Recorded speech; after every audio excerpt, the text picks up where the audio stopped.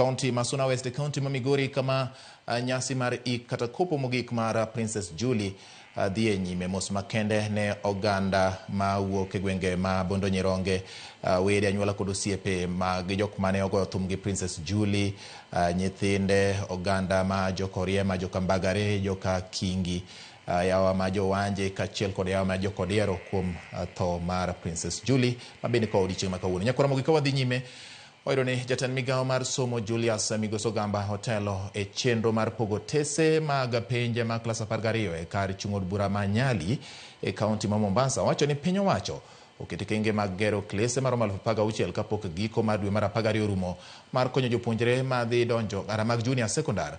Omedo ni nyaka sani klese maromo 3,000 osetieki e kidieny mokwongo ka kidieny mar ariyo, klese maromo 7,000 igeno mar rumo. Bende wacho ni klese maromo 6,000 ibiro ger kadho wadh nam chumbi kendo idhi ger kokadho kuom omenda mag dongruok kuonde chung' od bura miluongo ni CDF e pacho kama ngima. Migosi Ogamba bende ochiwo siem mager ne jogo mitudo kod kuo mag penj ka nyaka sani sikunde maromo 35 osekwa kod kuo mag penj e seche ma sikunde maromo 75,000 dhi nyime gi timo penj mar klas 12 e pacho ka KCSE. In fact, in some schools in Machakos, they spent the 1 million and saved money out of that 1 million and managed to do ablution blocks.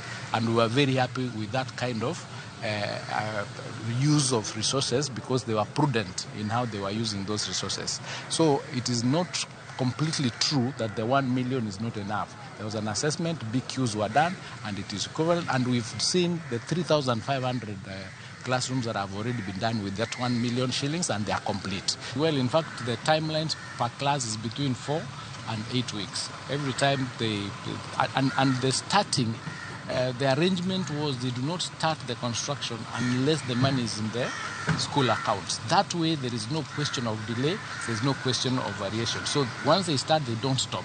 The process continues, and they've done very well.